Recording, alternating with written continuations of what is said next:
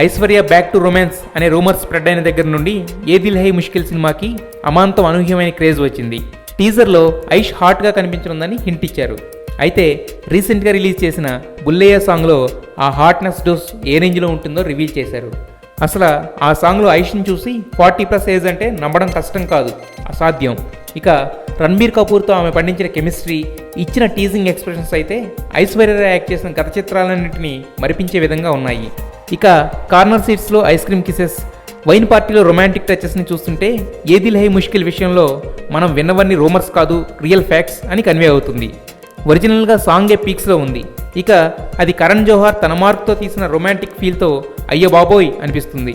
ఎప్పటి నుండో ఒక హిట్ కోసం ఎదురు చూస్తున్న రణబీర్కి ఐష్ తన బోల్డ్ లుక్స్తో బిగ్ హిట్ అందించేలా ఉంది.